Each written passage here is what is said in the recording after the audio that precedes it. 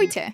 Dnes vám ukážem, ako si pripraviť chutné domáce burgery. Od nákupu surovín až po finálny výsledok. Pripravte sa, bude to lahodné.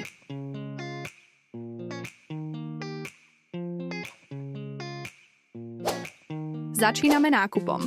Budeme potrebovať čerstvé mäso na placky, žemle na burgery, syr, paradajky, cibuľu a omáčky.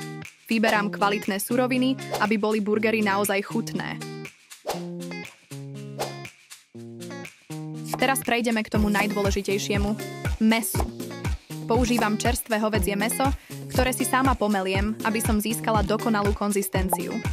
Pridávam trochu soli a korenia, nič viac, aby vynikla prirodzená chuť.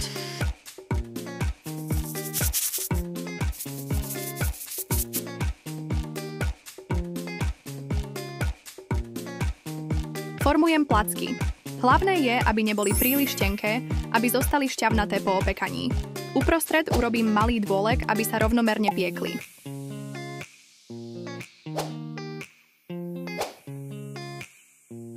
Grill je dobre rozohriatý, takže ideme na to.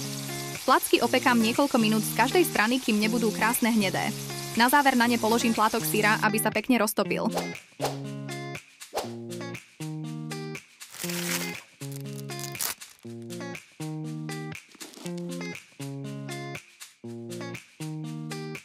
Kým sa placky pečú, nakrájam paradajku a cibuľu.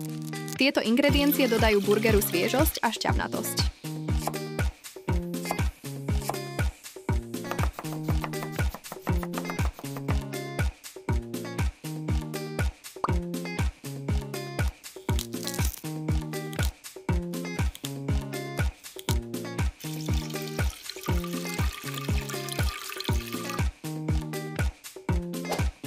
Je čas zostaviť burger.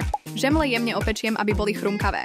Na spodnú časť dám placku, pridám zeleninu, obľúbené omáčky, dokonalá kombinácia chutí.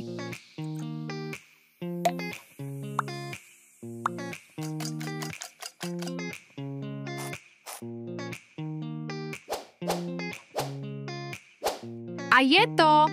Domáce burgery sú hotové. Sú šťavnaté, voňavé a neuveriteľne chutné. Dobrú chuť!